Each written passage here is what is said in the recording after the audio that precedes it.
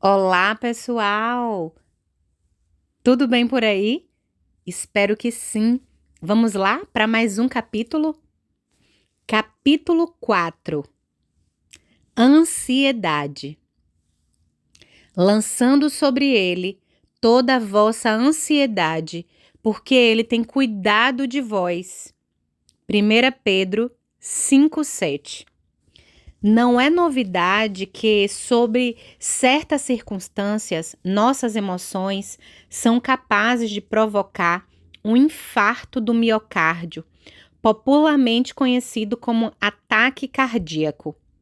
Uma meta-análise, revisão de estudos publicadas em 2014, afirma que existem, em especial, dois tipos de emoções que aumentam o risco do evento coronariano em até 750% durante 2 horas após a ocorrência dessas emoções: raiva e ansiedade. De acordo com o estudo de 2015, publicado no European Heart Journal, o risco de ataque cardíaco aumenta 8,5 vezes nas 2 horas seguintes a intensas emoções de raiva e ansiedade. Na verdade, um ataque de ansiedade pode ser ainda pior, aumentando 9,5 vezes o risco. O Dr. Thomas Buckley, autor principal do estudo, afirma que nossos resultados confirmam o que já foi sugerido em estudos anteriores e através de evidência anedótica, mesmo em filmes. Os episódios de raiva intensa podem ser um gatilho para um ataque cardíaco. Os dados mostram que o maior risco não é necessariamente quando estamos com raiva, mas até 2 horas após o episódio de raiva. Ao entrevistarem 313 pacientes que haviam sofrido um ataque cardíaco após passarem por emoções intensas, constataram que a raiva intensa desencadeou o evento nesta ordem: discussões com os amigos, 42%, discussões com familiares, 29%, raiva no trabalho, 14%, ou raiva enquanto estão dirigindo, 14%. As conclusões do estudo afirmam o aumento do risco de infarto devido à raiva ou ansiedade provavelmente está associado ao aumento da frequência cardíaca e da pressão arterial, ao endurecimento dos vasos sanguíneos e ao aumento de coagulação durante os episódios emocionais.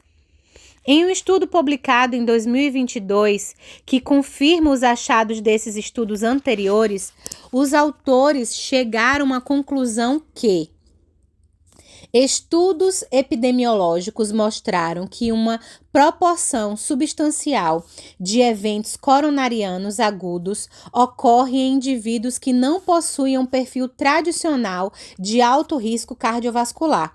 O estresse mental é um fator de risco e prognóstico emergente para doença arterial coronariana e acidente vascular cerebral, independentemente dos fatores de risco convencionais. Está associado a um aumento da taxa de eventos cardiovasculares. Estresse mental agudo pode se desenvolver como resultado de raiva, medo ou tensão no trabalho, bem como consequência de terremotos ou furacões. O estresse crônico pode se desenvolver como resultado da exposição ao estresse de longo prazo ou repetitivo, como estresse relacionado ao trabalho, baixo nível socioeconômico, problemas financeiros, depressão e personalidade tipo A e tipo D. Embora a resposta ao estresse mental agudo possa resultar em eventos coronarianos agudos, a relação do estresse crônico com o aumento do risco de doença arterial coronariana se deve principalmente à aceleração da aterosclerose.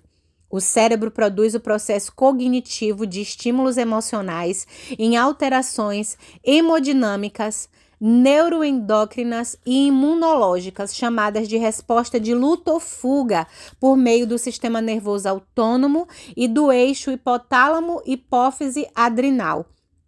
Essas alterações podem induzir isquemia miocárdia transitória, definida como isquemia miocárdia induzida por estresse mental, em pacientes com e sem obstrução coronariana significativa.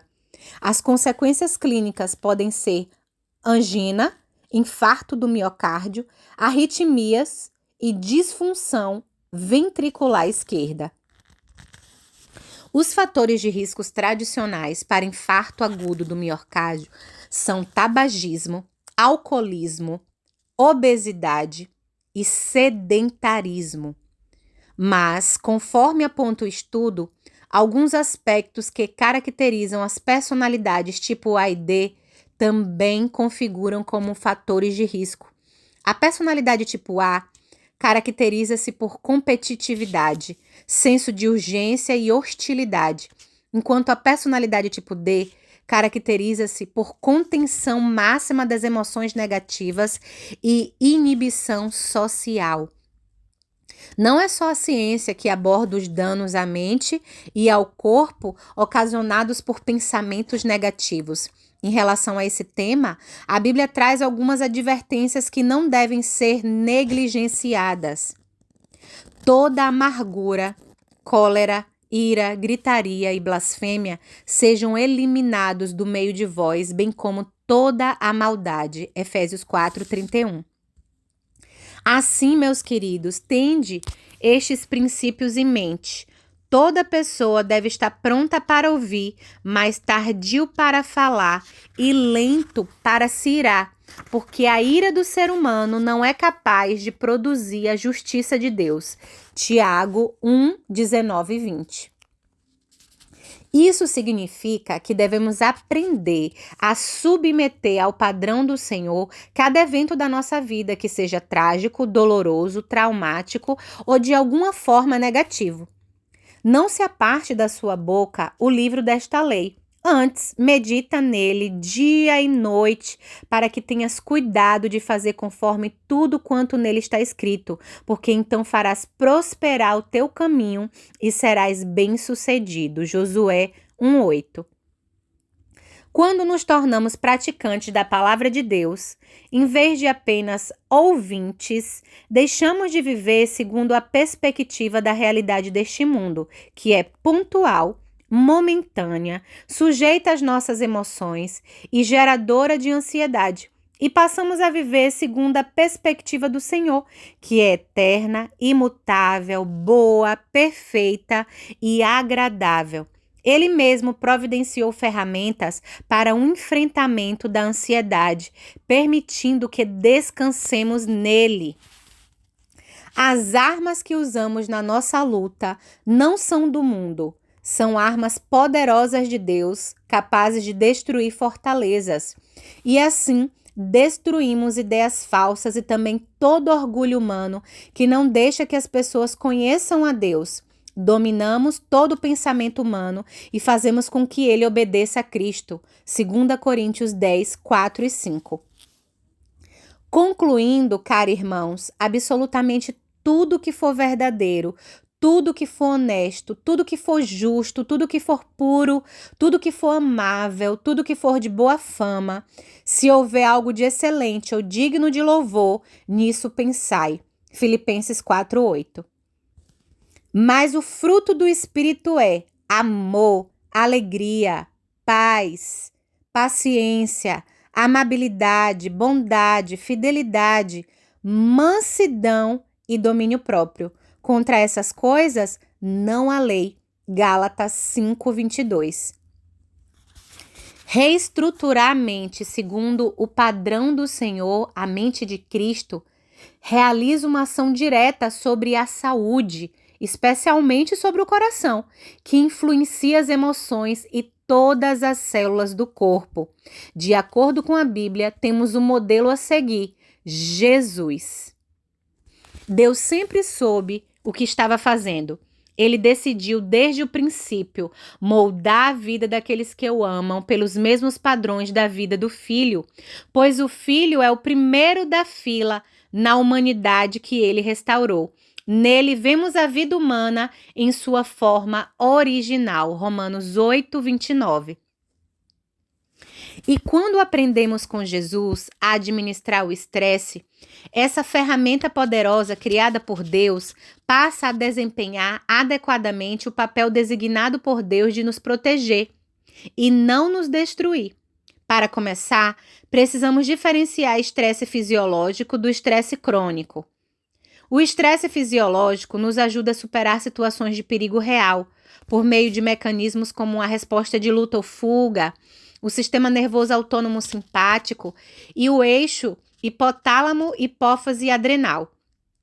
Como exemplo, considere uma situação em que você está dirigindo e um carro vindo em direção contrária entra em sua pista. Automaticamente você reage, gerando uma resposta tipo lutar ou fugir. Além disso, do sistema nervoso autônomo simpático, as amígdalas cerebrais, que é a sede dos instintos de sobrevivência, enviam um sinal de perigo e as glândulas adrenais liberam os hormônios do estresse, como adrenalina, noradrenalina e cortisol. Esses hormônios estimulam o corpo a agir em situações de emergência, fazendo com que o coração bata mais rápido e mais forte. Os músculos se contraem, a pressão sanguínea aumente, as pupilas se dilatem. Com isso, a respiração acelera pela dilatação dos brônquios e os pelos se eriçam, surge uma sensação de frio na barriga e os sentidos se tornam mais aguçados. Essas mudanças físicas aumentam a força e a resistência, aceleram o tempo de reação e aumentam o foco, preparando para lutar ou fugir do perigo iminente.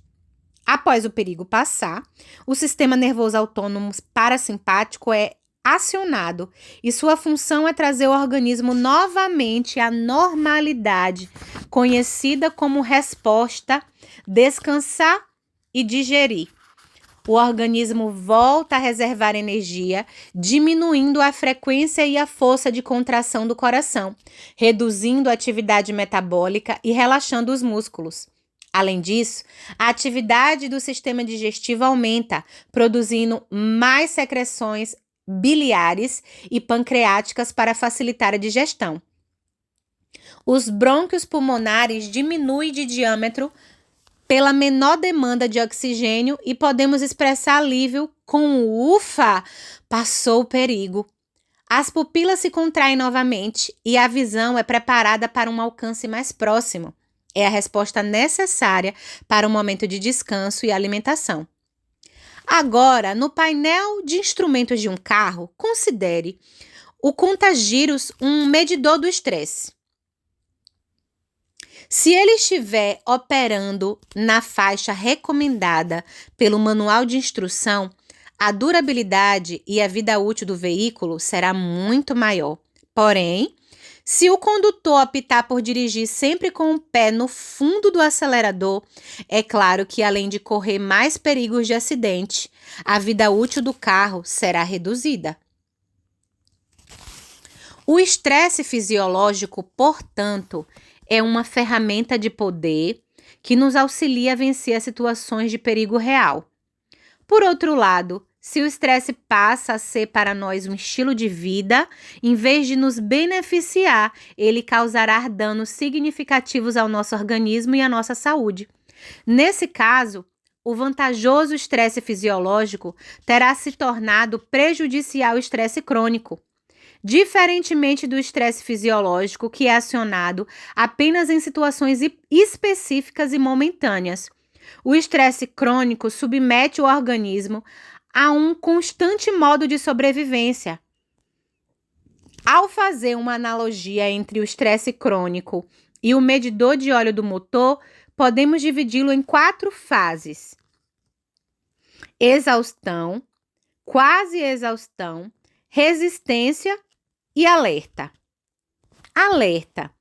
A adrenalina e a noradrenalina estão em níveis suprafisiológicos, ou seja, acima do nível esperado. Resistência. O cortisol, a adrenalina e a noradrenalina estão em níveis suprafisiológicos. Quase exaustão. A adrenalina e a noradrenalina em níveis subfisiológicos, ou seja, abaixo do esperado. E exaustão, o cortisol também entra em níveis subfisiológicos. Quando os hormônios de estresse, como cortisol, adrenalina, noradrenalina, se mantêm em níveis elevados, eles alteram os circuitos cerebrais.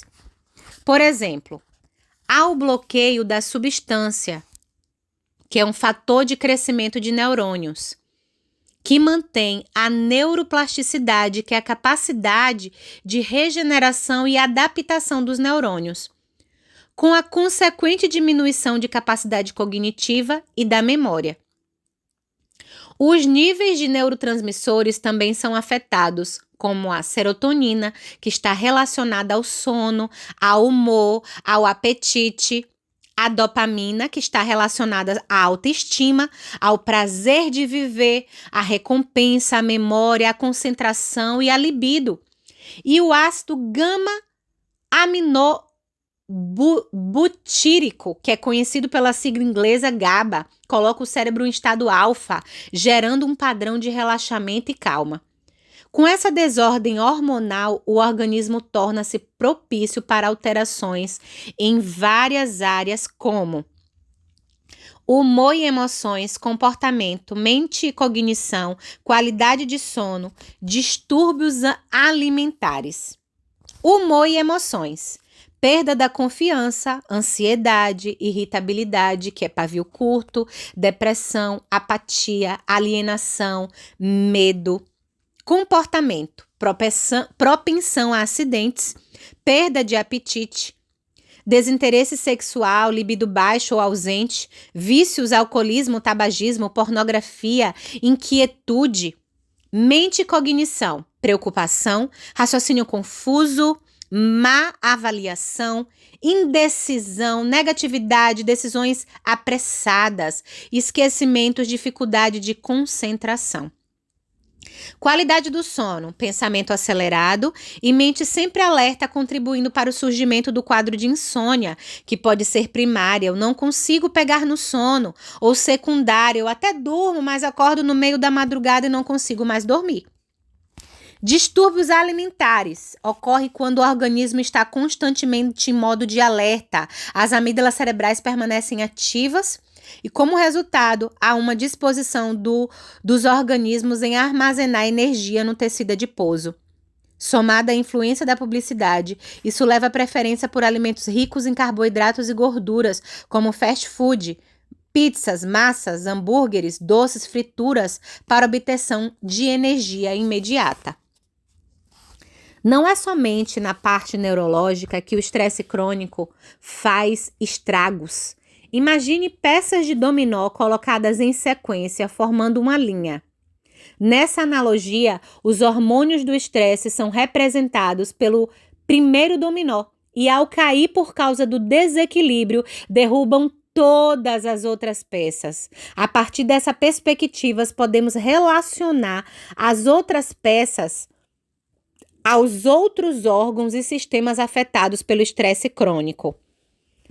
Pele e fâneros, que é cabelos e unhas, aparelho locomotor, sistema digestivo, aparelho urinário, sistema endócrino, aparelho respiratório, sistema imune, sistema cardiovascular, aparelho reprodutor e sistema nervoso. Pele, cabelos, unhas, acne, alopécia, dermatite, seborreia, envelhecimento precoce, coceira repetitiva que gera arranhões, anicomicoses, micoses na unha, dermatomicoses, micoses na pele.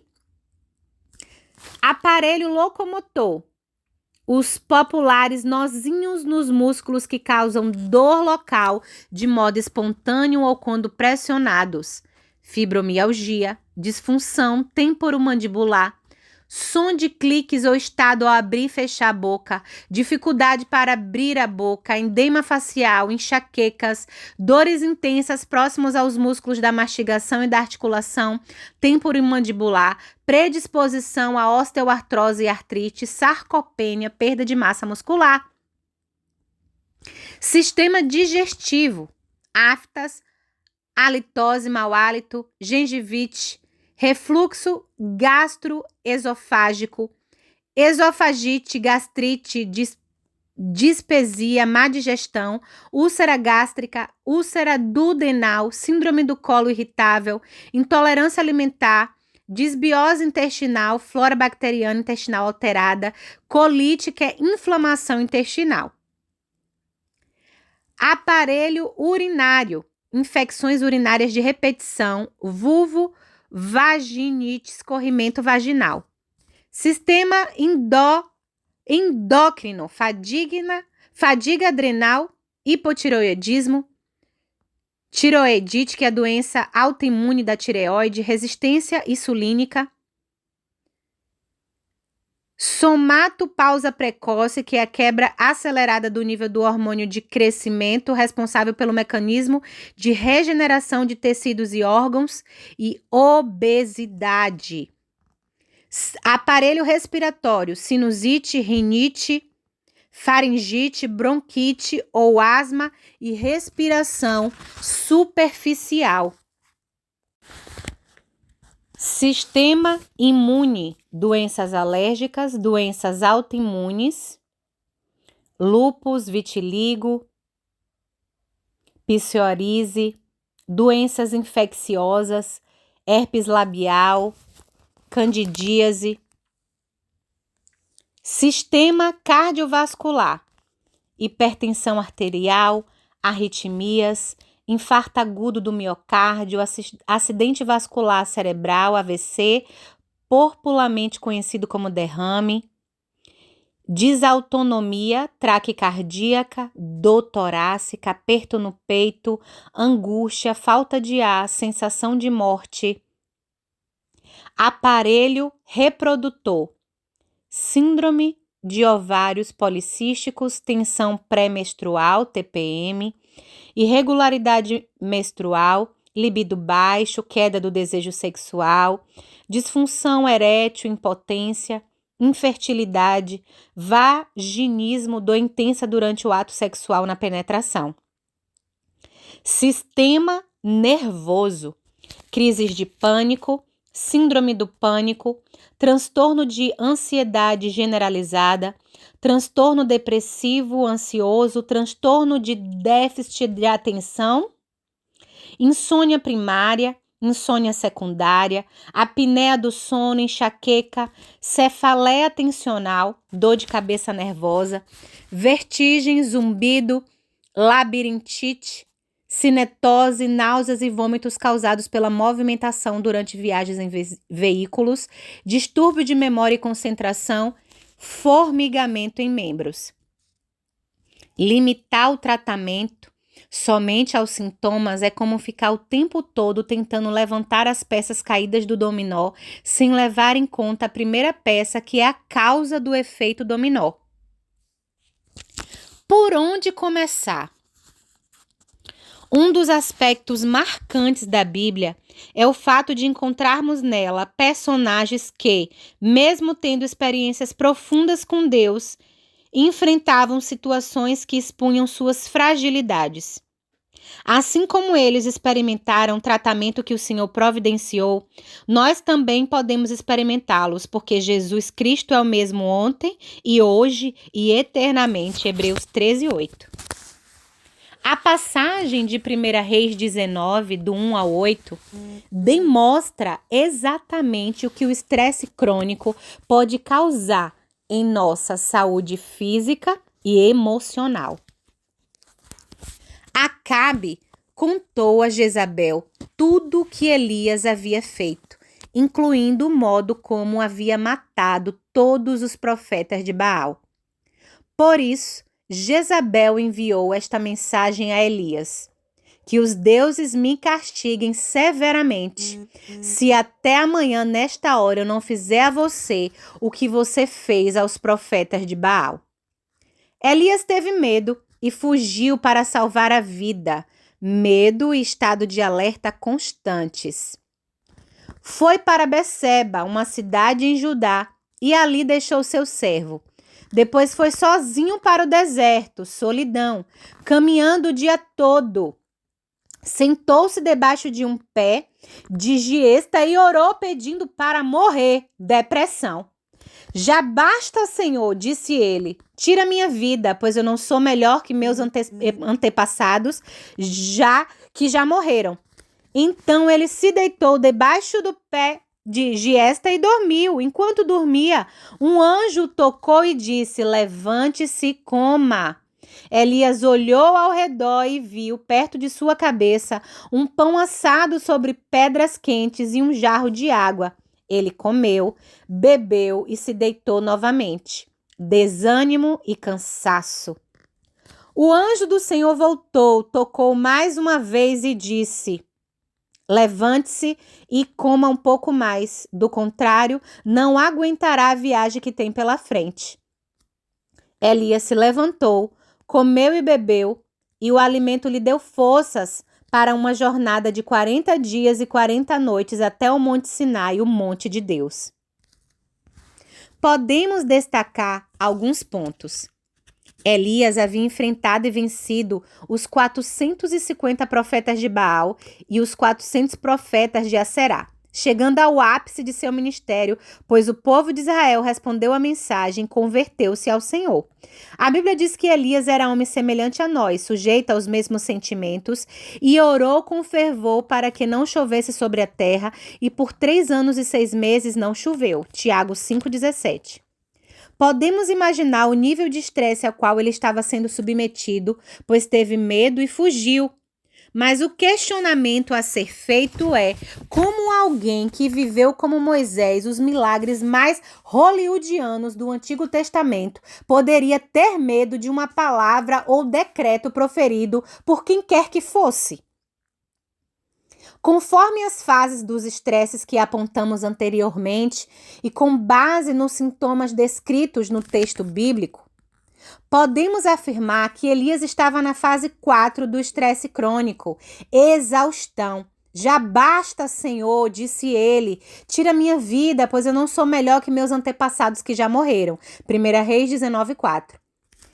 Já ouvi algumas mensagens afirmando que Elias era alguém depressivo, por isso chegou ao ponto de pedir a morte. No entanto, podemos dizer que ele estava e não era depressivo, pois atualmente o conceito de transtornos depressivos engloba uma visão orgânico-psíquica mais abrangente, a partir da qual também são analisadas as alterações bioquímicas e fisiológicas que contribuíram para o acionamento de gatilhos emocionais, luto, perda de emprego, divórcio, eventos traumáticos como assalto, assassinato, ameaças, acidentes e doenças.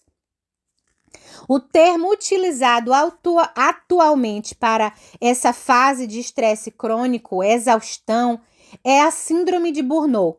A palavra burnout tem origem da língua inglesa e pode ser traduzida como queima completa. Essa síndrome se caracteriza por 3 pilares. Primeiro, exaustão emocional. Segundo, despersonalização. E terceiro, realização profissional reduzida. Primeiro, exaustão emocional ocorre quando o indivíduo percebe não possuir mais condições de despender a energia que o seu trabalho requer. Algumas das causas apontadas para exaustão são a sobrecarga de atividades, o conflito pessoal nas relações, entre outras. Segundo, despersonalização é considerada uma dimensão típica da SB e um elemento que distingue essa síndrome do estresse. Originalmente, Apresenta-se como uma maneira do profissional se defender da carga emocional derivada do contato direto com o outro. Devido a isso, desencadeia-se atitudes insensíveis em relação às pessoas nas funções que desempenham. Ou seja, o indivíduo cria uma barreira para impedir a influência de problemas e sofrimentos alheios em sua vida. O profissional em estado de burnout costuma agir com cinismo, rigidez ou até mesmo ignora o sentimento da outra pessoa. Terceiro, realização profissional reduzida. Diz respeito à sensação de insatisfação que a pessoa passa a ter com ela própria e com a execução de seus trabalhos. Daí derivam sentimentos de incompetência e baixa autoestima. Ao relacionarmos o texto bíblico com os pilares descritos, vemos que o ministério de Elias foi conduzido de uma forma que levou à síndrome burnout, pois no versículo 3 é possível notar que ele apresentava um quadro de exaustão emocional. Elias teve medo e fugiu para salvar sua vida. Depois, despersonalização, ele foi para Beceba, uma cidade de Judá, e ali deixou seu servo. Depois foi sozinho para o deserto, caminhando o dia todo. E realização profissional reduzida. Ele sentou-se debaixo de um pé de giesta e orou pedindo para morrer. Já basta, Senhor, disse ele. Tira minha vida, pois eu não sou melhor que meus antepassados que já morreram. Eu sempre gosto de associar exemplos práticos aos conceitos que quero fixar. E quando eu penso no burnout, vem à minha mente a imagem de um palito de fósforo queimado. Em nossa sociedade atual, profissões que lidam diretamente com o público são as mais suscetíveis a um quadro de burnout. Por exemplo, médicos, enfermeiras, policiais, bombeiros, atendentes de telemarketing, professores, pastores, padres. O burnout também causa sofrimentos em indivíduos que realizam um trabalho tido como monótono e rotineiro. O problema aparece principalmente quando a pessoa para de valorizar seu próprio trabalho ou quando as pessoas em volta consideram essas tarefas como algo inferior, desvalorizando-as. Qual foi a estratégia terapêutica que o Deus que cura utilizou no caso de Elias? O foco do tratamento naquele momento foi a restauração do corpo, diferentemente do que estamos acostumados como cristãos, pois nos condicionamos a direcionar nossos olhos somente para nossa alma e nosso espírito, negligenciando o cuidado com o templo do espírito. Infelizmente, temos encarado muitas adversidades em nossa saúde como ação demoníaca. Uma frase que costumo falar em minhas ministrações é: não é demônio, é falta de hormônio. As glândulas adrenais de Elias estavam submetidas a uma sobrecarga funcional, como um carro acelerando a uma rota de mais de 7.000, gerando sistemas de estresse e burnout, o que fez com que Elias desejasse a morte. Na posição de médico dos médicos, o Senhor nos dá estratégias específicas para o nosso espírito, a nossa alma e nosso corpo. Os 3 pilares necessários para iniciar o processo de restauração do corpo são encontrados em 1 Reis 19:6. Ele comeu, bebeu e se deitou novamente. Comer, atitude que quebra o paradigma de fraqueza física produzida pela desnutrição, dando condições para que processos bioquímicos que estavam paralisados por falta de energia sejam retomados e promovam a cura. Com base nos relatos encontrados no Pergaminhos do Mar Morto, escritos pelos essênios, vários relatos sobre o dia a dia deles, até mesmo o registro da receita do pão dos essênios. Podemos concluir que o pão consumido naquela época era diferente do nosso, pois as sementes do trigo eram integrais, moídas diariamente. Além disso, devido às condições de armazenamento, o trigo utilizado já havia germinado, o que levava a uma baixa concentração de glúten, pois essa é a proteína necessária para que o processo de germinação ocorra. Assim como o maná servido ao povo de Israel, o pão oferecido a Elias foi preparado nos céus. Então podemos imaginar o potencial nutricional e energético contido nele, que possibilitou a Elias caminhar por 40 dias e 40 noites. Bebê. Ao caminhar pelo deserto, Elias submete seu organismo, já debilitado, a um processo de desidratação e distúrbios hidroeletrolíticos. Ao obedecer e tomar água, seu organismo restaura os níveis normais de água e sais minerais. Dormir. Essa é uma atitude necessária para a reparação dos tecidos e do sistema imune, a reorganização da memória e a produção de hormônios. Devido ao papel fundamental que exerceram como agentes terapêuticos utilizados por Deus no processo de cura de Elias, irei falar sobre alimentação, água e sono em capítulos específicos. No entanto, eu já quero deixar aqui dicas práticas para reaver o status de normalidade das glândulas adrenais. Primeiro, coma alimentos de alta qualidade, ou seja, os alimentos integrais e naturais que foram criados por Deus. Segundo, combine uma gordura, proteína animal ou vegetal e carboidratos em cada refeição. Coma cereais integrais, principalmente como fonte de carboidratos ricos em amido. Terceiro, coma vegetais, deixando seu prato o mais colorido possível. Quarto, use sal integral, não cloreto de sódio, para proporcionar à comida um sabor agradável e normalizar o equilíbrio hidroeletrolítico do organismo e a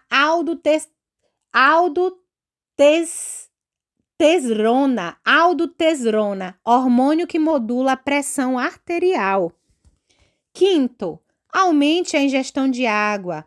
Uma sugestão para facilitar o consumo é misturar 1 colher de café de sal integral para cada 1 litro de água e tomá-lo durante o dia.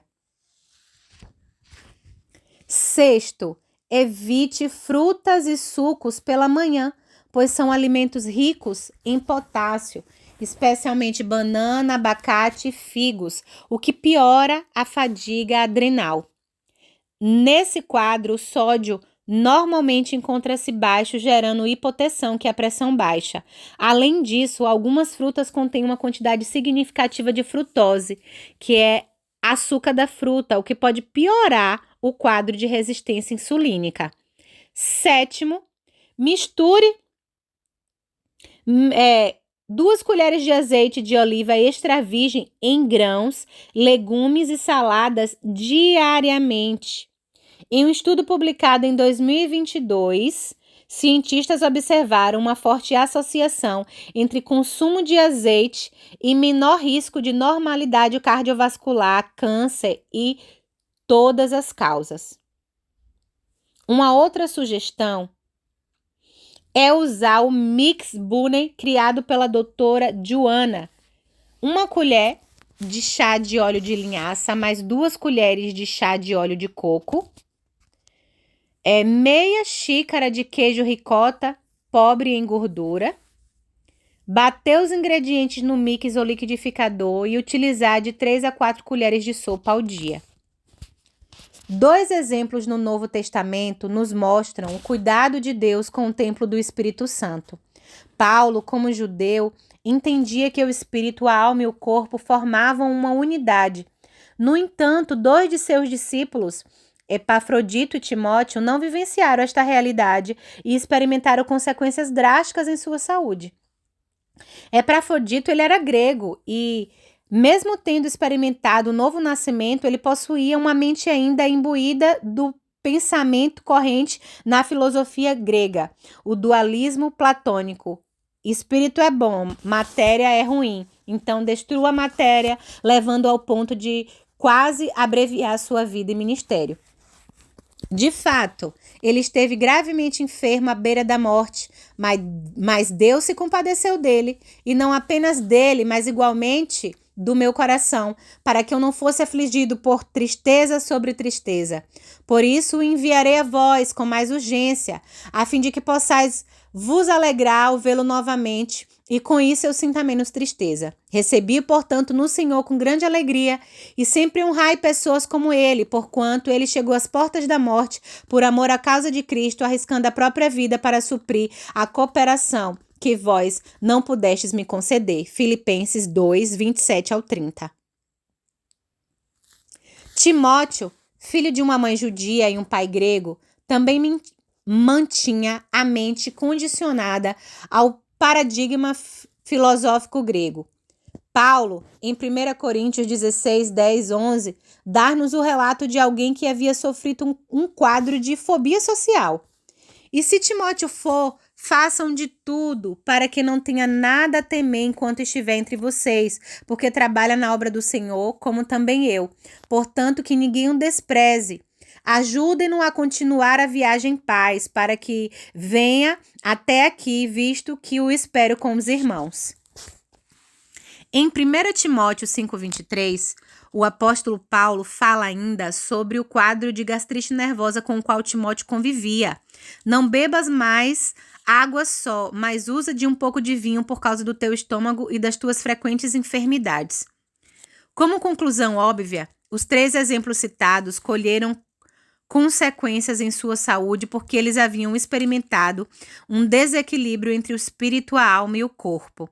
O tratamento não acontece da noite para o dia. Quando olhamos mais atentamente o texto relativo ao quadro de enfermidade apresentado por Elias, podemos notar que um padrão para a recuperação foi estabelecido, uma mudança no estilo de vida, e não somente uma atitude isolada, pois o anjo ordena que Elias repita o ato de comer, beber e dormir.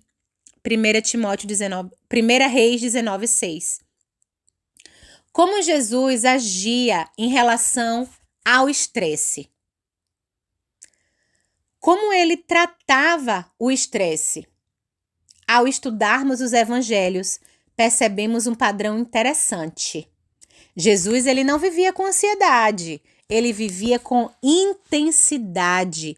Ele respondia às circunstâncias que se apresentavam no momento com foco, prestava atenção e depois se dedicava à próxima circunstância. Esse é um conceito descrito pelo Dr. Herbert Benson de Harvard, Escola de Medicina, sobre prestar atenção, que nos remete ao texto de Mateus 6,34. Portanto, não se preocupem com o dia de amanhã, pois o amanhã trará os seus cuidados, basta ao dia o seu próprio mal. O episódio de ira de Jesus, na ocasião em que os comerciantes faziam negócio no templo, tem muito a nos ensinar e certamente serve para ilustrar a orientação de Paulo em Efésios 4,26. Irai-vos e não pequeis, não se ponha o sol sobre a vossa ira. E Jesus entrou em Jerusalém no templo e, tendo observado tudo, como já era tarde, saiu para Betânia com os 12. No dia seguinte, quando saíram de Betânia, Jesus teve fome. E, vendo de longe uma figueira com folhas, foi ver se nela acharia alguma coisa. Aproximando-se dela, nada achou, a não ser folhas, porque não era tempo de figos. Então Jesus disse à figueira: nunca mais alguém coma dos seus frutos.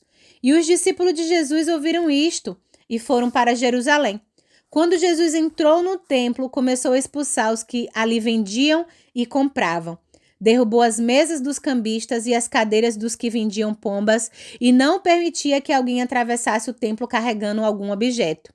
Também os ensinava e dizia: não é isso que está escrito? A minha casa será chamada casa de oração para todas as nações, mas vocês fizeram dela um covil de salteadores. Marcos 11, do 11 ao 17. No dia anterior, Jesus havia visitado o templo, envolvendo-se em conversas, ensinando o povo e observando a rotina daquele lugar que, originalmente destinado à adoração, havia se convertido em um mercado.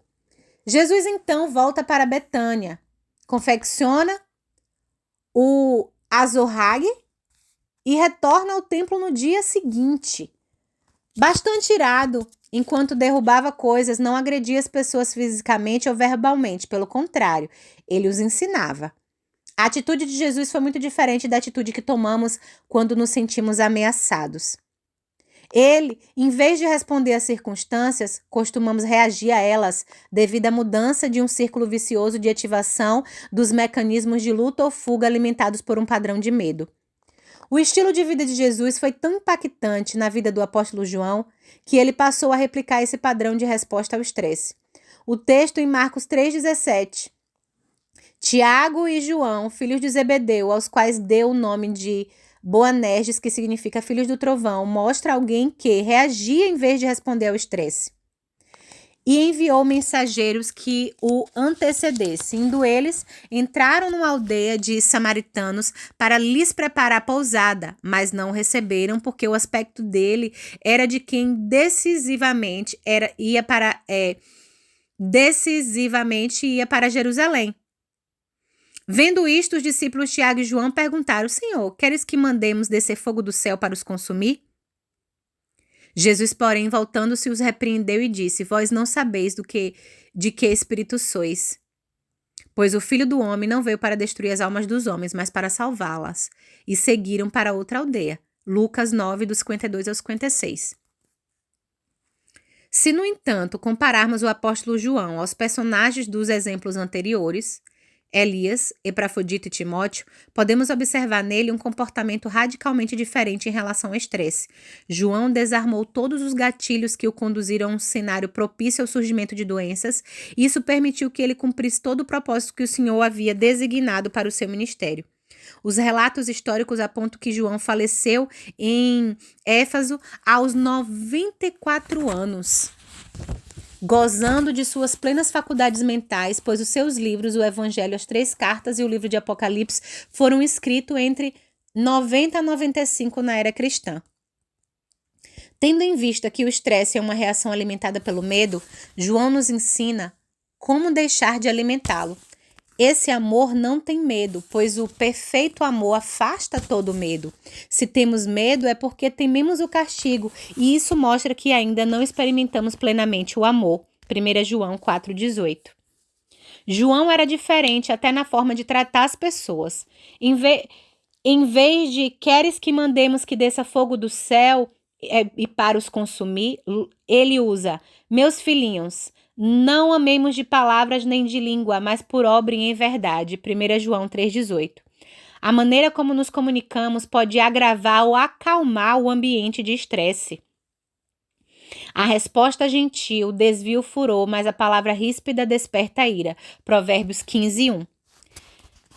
Durante seu longo ministério, João certamente enfrentou situações ansiogênicas, geradoras de ansiedade, como perseguições, desavenças entre os irmãos, luta contra heresias. Mas a palavra habitava ricamente nele.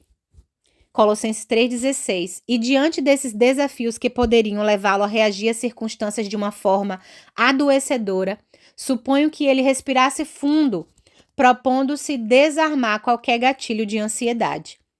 Aquietem-se e saibam que eu sou Deus, sou exaltado entre as nações, sou exaltado na terra. Salmos 46:10. Lancem sobre ele todas as suas ansiedades, porque ele cuida de vocês. 1 Pedro 5:7.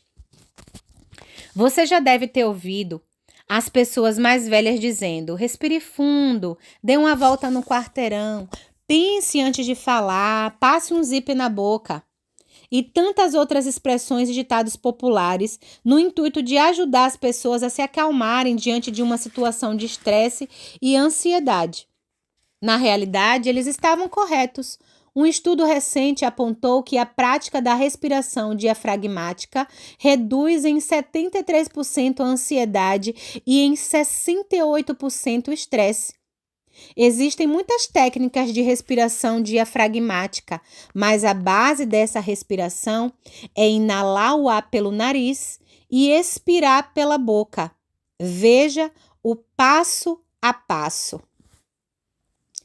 Primeiro, sente-se em uma posição confortável ou, se preferir, deite-se.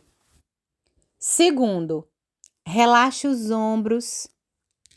Terceiro, coloque uma mão sobre o peito e a outra mão sobre o estômago. Quarto, inspire pelo nariz, contando mentalmente até 2 e sinta o ar passando até sentir o seu estômago expandir. Quinto, solte o ar devagar pela boca, contando até 2 lentamente. E sexto, repita o passo a passo várias vezes. Respirar fundo, mudar o foco, não falar impulsivamente e praticar atividade física são técnicas que ajudam a desarmar o gatilho de estresse. Também encontramos em alguns salmos davídicos um padrão de comportamento a ser adotado diante da ansiedade. Davi enfatiza: por que estás abatida, ó minha alma? Por que te perturbas dentro de mim? Espera em Deus, pois ainda o louvarei. A Ele, meu auxílio, Deus meu.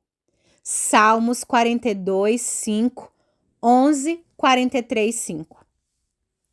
Vemos um exemplo prático dessa orientação na passagem que Jairo, chefe da sinagoga, vai até Jesus para que a sua filha de 12 anos, que está à beira da morte, seja curada.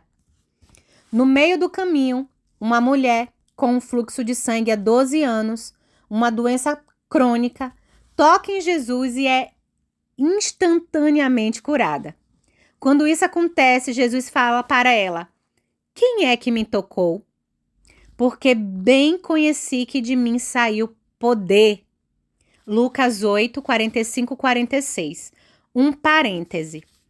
Como médico, se eu agisse como Jesus, seria processado por ser negligente em relação a paciente que estava em uma emergência médica e priorizar o atendimento de uma paciente com uma condição crônica.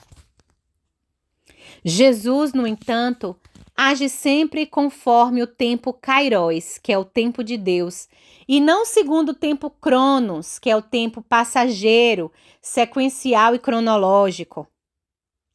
Ele não segue uma agenda, mas age de acordo com um propósito. Imagine Jairo observando tudo aquilo.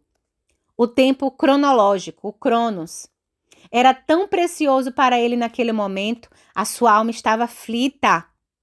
Mas Jesus, naquele momento, tinha outras prioridades. E como pai, de que forma você reagiria diante de um Deus que acabou de decepcionar você? Jairo havia depositado toda a sua esperança em Jesus, mas é recebido com uma mensagem desanimadora. Pare de incomodar o mestre. A sua filha morreu. Nessa hora, Jesus olha para Jairo e diz: não temas, crê somente e ela será salva. Lucas 8,50.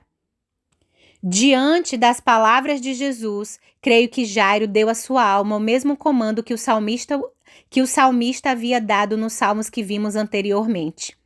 Espera em Deus, pois quando nos encontramos com Jesus, não importa o que dizem as circunstâncias, temos uma palavra, portanto, agimos de acordo com ela. O texto bíblico nos mostra o que aconteceu à filha de Jairo logo depois. Entretanto, ele, tomando-a pela mão, disse-lhe em voz alta: menina, levante-se. Voltou-lhe o espírito e ela imediatamente se levantou. E ele mandou que lhe dessem de comer. Seus pais ficaram maravilhados, mas ele lhes advertiu que a ninguém contasse o que havia acontecido. Lucas 8, 54, 56. Que possamos sempre ter os nossos olhos e ouvidos abertos para Jesus, que enfrentou e venceu a morte, acalmou a tempestade e nunca vai nos abandonar, pois já nos assegurou: estou sempre com vocês até o fim dos tempos. Mateus 28, 20.